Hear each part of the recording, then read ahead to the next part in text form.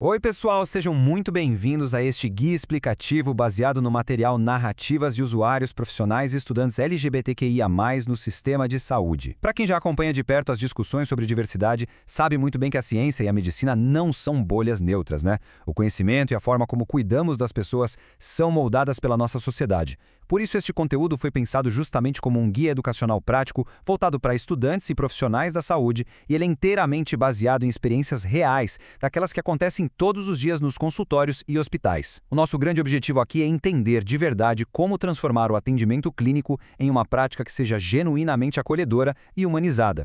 Bom, vamos mergulhar nisso. A gente já começa com essa frase que é absurdamente poderosa. Nada sobre nós sem nós. Essa citação foi adotada no 25º Simpósio da Associação Profissional Mundial para a Saúde Transgênero e ela basicamente dita a regra do jogo. O princípio é muito claro. Para que a área da saúde consiga construir estratégias de cuidado que sejam humanizadas de verdade, é absolutamente indispensável colocar as vozes e as vivências da comunidade LGBTQIA+, no centro da conversa. Não dá para planejar o cuidado sem a participação ativa de quem vai receber esse cuidado. Faz sentido? Escutar essas narrativas é literalmente o primeiro passo para identificar o que as pessoas realmente precisam. E a nossa rota de hoje tem 5 paradas bem rápidas. Primeiro, a introdução à saúde inclusiva. Segundo, as barreiras sistêmicas. Terceiro, a questão da identidade e nome social. Quarto, o impacto da empatia. E, para fechar, um guia prático super direto ao ponto. Começando então com o ponto 1, introdução à saúde inclusiva. Vamos lá. Historicamente, a gente sabe que a educação médica e a formação de quem atua na saúde deixam umas lacunas imensas quando o assunto é diversidade de identidades. O currículo tradicional, na maioria das vezes, foca num padrão muito rígido. E aí a gente vê um contraste gritante, como mostra aqui na tela. Imagina só, o consultório, que deveria ser um ambiente neutro, seguro e de cura, frequentemente se transforma numa realidade dura de estigma e julgamento para pacientes LGBTQIA+. E o que acontece? Esse preconceito estrutural afasta essas pessoas do cuidado clínico, o que afeta drasticamente a qualidade e a forma como a saúde é entregue na ponta. Passando agora para a nossa seção 2, barreiras sistêmicas e vieses. Gente, olhando diretamente para dentro do consultório, é assustador ver como certas suposições invisíveis simplesmente arruinam o atendimento. O material traz a história da Claire, uma mulher negra e lésbica. Ela foi à sua primeira consulta ginecológica para investigar cólicas muito fortes. Aí, quando ela explicou para a médica que era casada com uma mulher e que essa era a sua única parceria, sabem o que a médica fez? Mandou a Claire se vestir. A conclusão absurda da profissional foi que, se não havia relação com homens, não havia o que examinar. E fica pior. Ela ainda sugeriu casualmente que a Claire tirasse o útero para resolver o problema da cólica, sem nem perguntar se ela, que na época queria muito ser mãe, tinha o desejo de gerar filhos. Ou seja, uma suposição heteronormativa simplesmente anulou a investigação médica e desumanizou completamente a paciente. E olha, isso infelizmente não é um caso isolado, viu? A Adriana, que também é lésbica, conta que o ginecologista mudou de atitude na hora e interrompeu um exame clínico assim que ela comentou sobre seu relacionamento homoafetivo. Em outra situação, uma médica se recusou a pedir testes de ISTs para ela, assumindo do nada que relações entre mulheres não têm riscos. Sem contar a área da saúde mental. A gente tem um relato do Igor, um nutricionista gay. Quando ele tinha 16 anos e procurou o SUS por causa de crises de ansiedade, o médico teve a coragem de dizer que ele deveria procurar uma igreja para se curar, sugerindo que o problema era a sexualidade dele. É a orientação sexual sendo violentamente patologizada dentro de um consultório. Isso ilustra brilhantemente as consequências clínicas perigosíssimas dessas barreiras. O Diogo, um homem trans, não foi acolhido por 7 endocrinologistas diferentes. O resultado? Ele passou mais de 1 ano comprando hormônios de traficantes na internet, fazendo autoaplicações super arriscadas. A Érica, uma mulher travesti, ficou 3 anos sem ir a endócrino porque a profissional a tratava de forma totalmente desumanizada. A Adriana, lá do ginecologista, fugiu de consultas por 4 anos. Quando o sistema falha em acolher, os pacientes simplesmente fogem. Isso agrava doenças e empurra os pacientes para medidas desesperadas que colocam a própria vida em risco. O que nos leva à nossa seção 3, identidade e nome social. O desrespeito à identidade cria traumas que são muito profundos. A Érica compartilhou uma experiência super humilhante quando foi a um posto de saúde só para fazer um exame de HIV. A equipe não olhou o prontuário para confirmar o nome social ou as necessidades dela e simplesmente a prepararam para um Papa Nicolau. E quando perceberam o erro, em vez de um pedido sincero de desculpas, a sala virou um espetáculo. Funcionários começaram a entrar só para olhar para ela, fazendo comentários chocados. Nas palavras dela, me senti um macaco de circo. Ela perdeu por completo a dignidade que deveria ser o básico em qualquer atendimento de saúde. E, na mesa de cirurgia, os relatos do Diogo mostram obstáculos que são cruéis.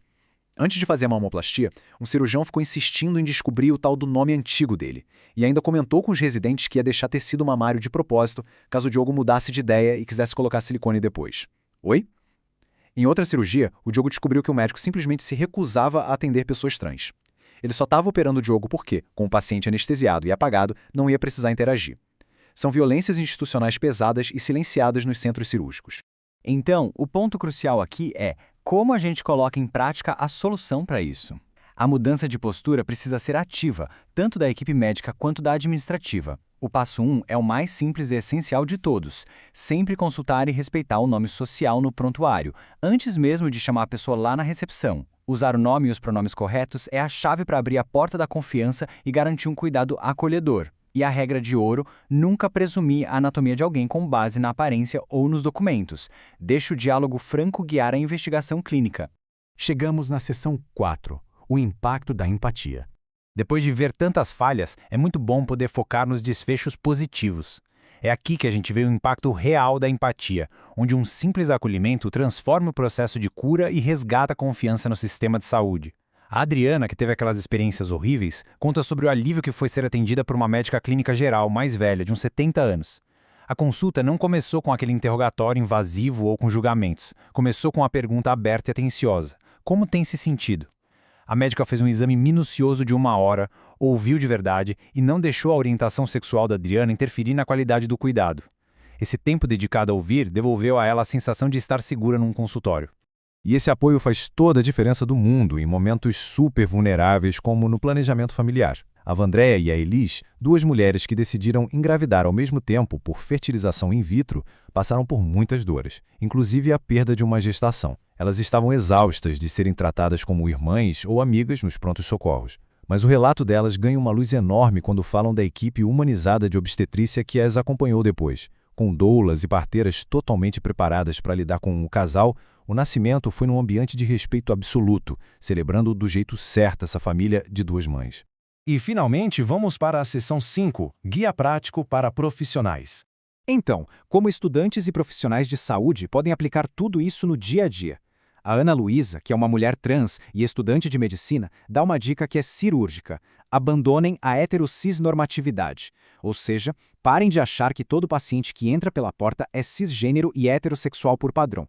Quebrar essas suposições é literalmente o pré-requisito para oferecer uma avaliação holística e livre de amarras, tratando o ser humano que está ali na sua frente com base na realidade dele, e não numa norma inventada. Pegando carona em todas essas vozes, a gente tem um checklist imbatível para a prática. Primeiro de tudo, não presuma nada, pergunte abertamente e ouça ativamente. Segundo, não tem por que focar ou examinar a genitália de pessoas trans se a queixa clínica da pessoa não tem nada a ver com isso. Terceiro, e isso é libertador, aprender é um processo contínuo. Se rolar um erro, tipo usar o pronome errado sem querer, pede desculpa de forma sincera, corrige e segue em frente. E por último, é fundamental defender a necessidade de treinamento contínuo sobre diversidade sexual dentro das universidades e clínicas. Para fechar o nosso guia, a reflexão que fica para todo mundo da área da saúde é muito clara. O preconceito, infelizmente, está entranhado nas estruturas, mas o atendimento, em si, acontece ali, no contato humano, no dia a dia. A postura profissional, chamar pelo nome social, não julgar e saber ouvir, isso não é só oferecer um serviço médico melhor. É devolver a dignidade e muitas vezes é o que literalmente salva vidas ao evitar que essas pessoas fujam do sistema de saúde por puro medo. A saúde inclusiva começa hoje na atitude do seu próximo plantão. Então fica aqui a nossa grande provocação final para vocês. Como o próximo paciente vai se sentir ao sentar na sala de consulta?